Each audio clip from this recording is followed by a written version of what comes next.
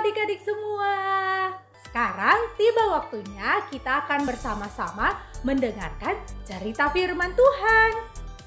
Nah, adik-adik, semua kita pasti pernah mendengar kabar, bukan? Biasanya ada kabar baik dan juga ada kabar buruk. Kira-kira adik-adik lebih suka kabar baik atau kabar buruk? Wah, tentunya kita sukanya kabar baik, bukan? Ya, tapi kadang-kadang kita juga menemui kabar buruk. Sekarang kakak punya 8 kotak di atas sini. Ada 8 kotak ya. 8 kotak ini berisi tentang kabar baik dan juga kabar buruk. Jadi ada 2 kotak yang spesial, yang warnanya berbeda ya. Jadi itu 2 kotak spesial. 2 kotak spesial ini akan dibuka terakhir. Ya, oke. Sekarang kalian boleh pilih. Mau buka kotak yang mana dulu? Jangan yang spesial dulu ya. Oke, pilih yang mana? Kita mau buka kotak yang mana? Oke, yang kedua ya. Kita buka kotak yang 2. Yuk, sekarang mari kita buka kotak yang kedua. Isinya apa? Ya, ternyata isinya adalah kabar baik.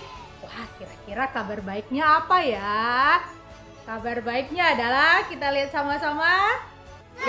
Dapat nilai yang bagus.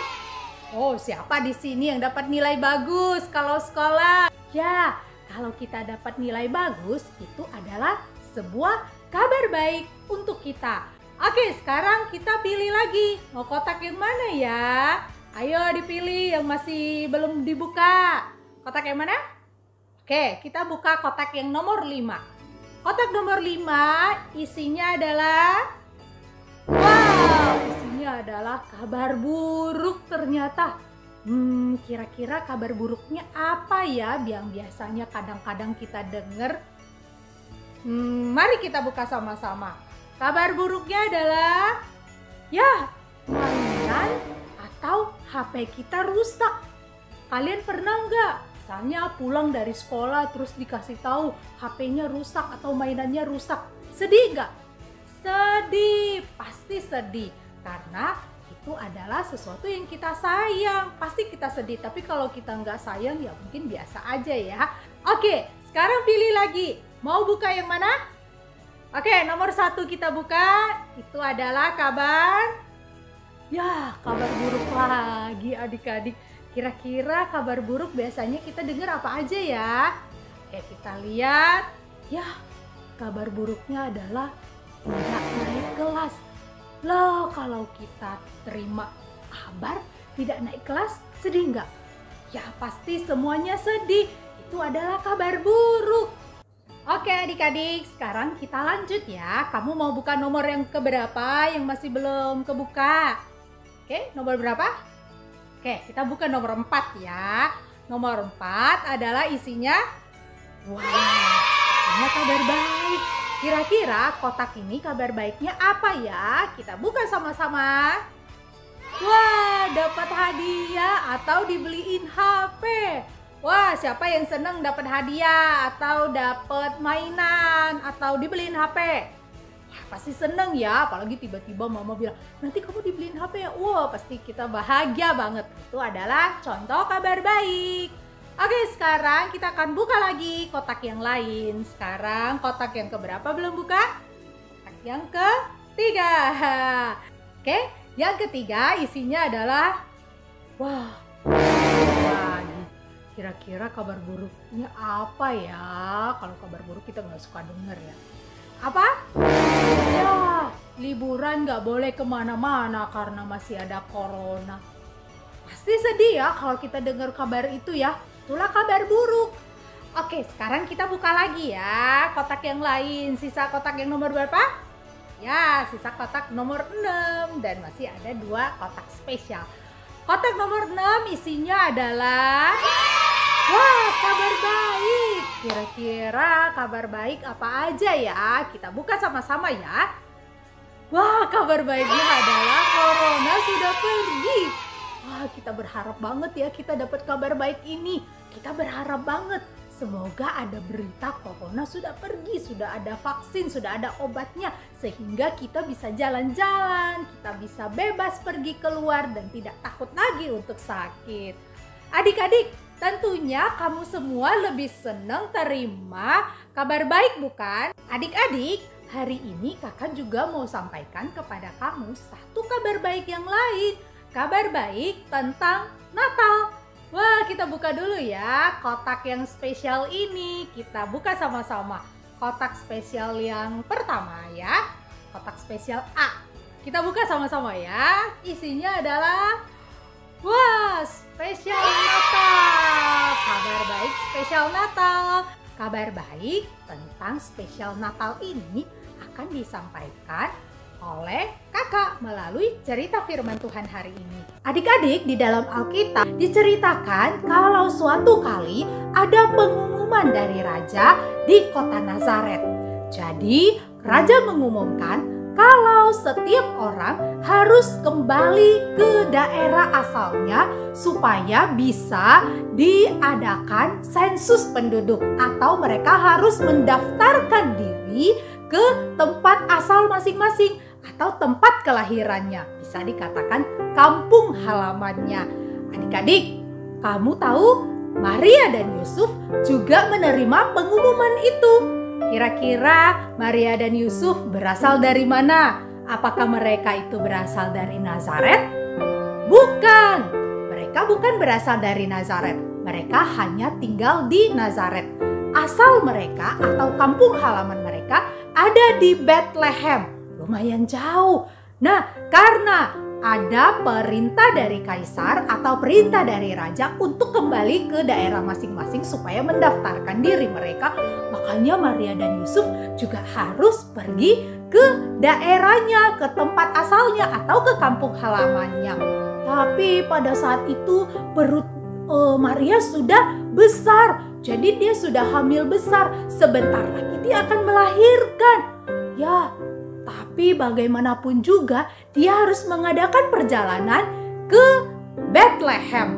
Jadi walaupun dia hamil besar, kadang capek jalannya, kadang susah jalannya, mereka tetap mengadakan perjalanan itu pulang ke kampung halamannya. Karena kalau tidak mendaftarkan diri atau tidak pulang ke kampung halaman, mereka bisa dihukum sama raja. Adik-adik, perjalanan dari Nazaret menuju ke Bethlehem, wah, lumayan jauh dan cukup sulit.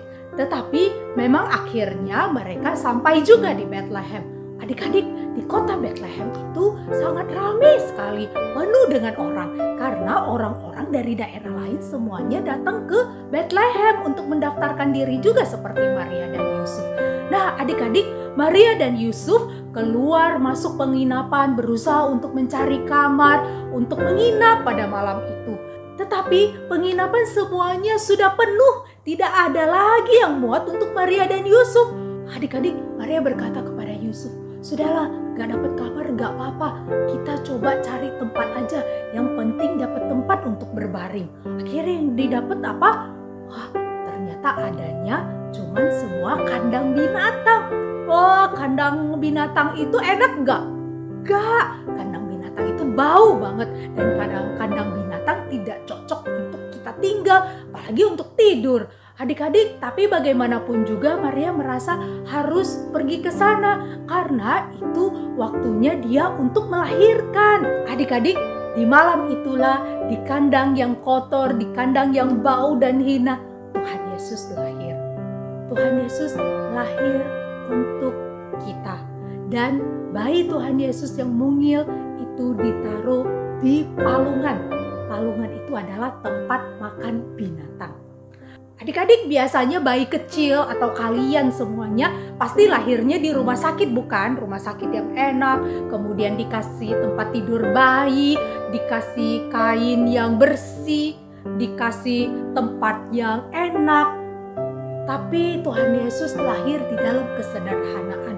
Tuhan Yesus lahir di tempat yang miskin, di tempat yang begitu sederhana. Tapi adik-adik, Maria dan Yusuf tetap bersukacita. Karena apa?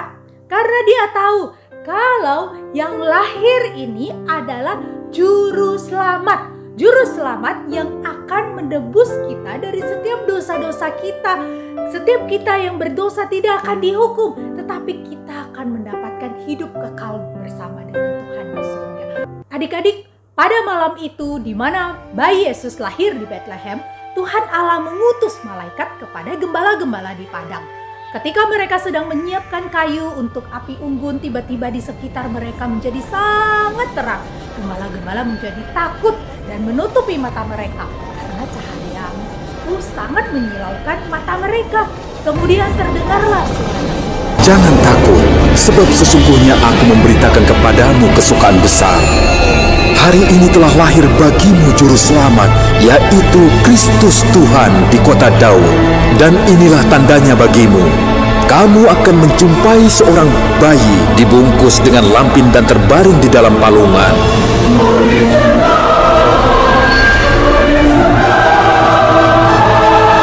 Kemuliaan bagi Allah di tempat yang maha tinggi. Damai sejahtera di bumi bagi umat manusia. Adik-adik, para gembala sangat bersukacita mendengar kabar baik dari para malaikat. Mereka senang sekali karena berita sukacita tentang kelahiran Juru Selamat itu disampaikan untuk mereka. Makanya ketika mereka mendengar berita itu, mereka sangat senang sekali. Mereka sangat bersukacita sekali. Karena mereka tahu inilah Juru Selamat yang akan memberikan jaminan keselamatan untuk kita semua. Yang akan memberikan jaminan hidup kekal bersama dengan Tuhan di surga. Inilah kabar baik untuk para gembala pada saat itu. Makanya para gembala tanpa ragu-ragu dan tanpa mikir lagi yang panjang, mereka langsung bergegas menemui siapa? Ya, menemui Sang Juru Selamat, menemui bayi yang telah lahir itu. Makanya mereka cepat-cepat berjalan menemui bayi Yesus. Dan ketika mereka tiba di Bethlehem dan melihat sebuah kandang yang sederhana, dan benar, mereka menemukan bayi Yesus.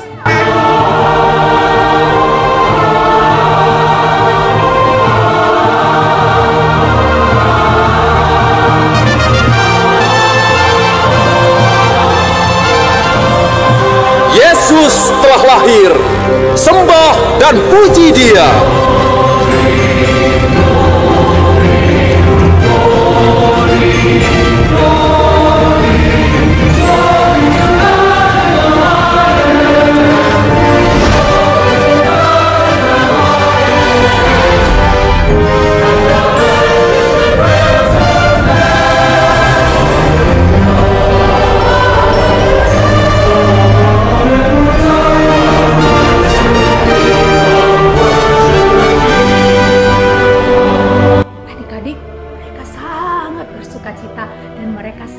Senang sekali bisa bertemu dengan Juru Selamat. Kalian tahu, ketika mereka sudah mendengar kabar baik, kabar sukacita, sukacita Natal itu ada di dalam hati mereka karena mereka bertemu dengan Yesus, apa yang mereka lakukan? Ketika mereka selesai mengunjungi bayi Yesus, akhirnya mereka apa? Ya, mereka pulang. Mereka pulang dan sepanjang mereka berjalan pulang, mereka setiap kali menemui orang, apa yang mereka lakukan? Mereka menceritakan semua kabar baik yang sudah mereka terima. Mereka ceritakan kepada orang-orang yang dia temui. Ketika dia berjalan, dia bertemu dengan seorang ibu. Dia kasih tahu kalau ada Juru Selamat yang sudah lahir. Kita harus percaya sama dia. Kami udah menemui mereka. Dia ketemu satu bapak, dia cerita lagi. Dia ketemu anak kecil, dia cerita juga. Dia udah sampai ke rumahnya, dia ketemu keluarganya, dia ceritain juga kabar baik itu. Ketika ketemu temennya, dia juga ceritain. Adik-adik, kalau orang yang udah benar-benar mengalami sukacita Natal atau sukacita udah bertemu dengan Tuhan Yesus di dalam hatinya, ada sukacita dalam hatinya dan dia ingin sekali menceritakannya kepada orang lain supaya orang lain juga mendapatkan sukacita Natal, sukacita karena kelahiran Juru Selamat. Adik-adik, kabar baik tentang kelahiran Tuhan Yesus disampaikan malaikat kepada para gembala. Begitu juga dengan kita, walaupun kita itu masih kecil, kadang-kala kita juga masih anak-anak, kadang bisa kurang dianggap.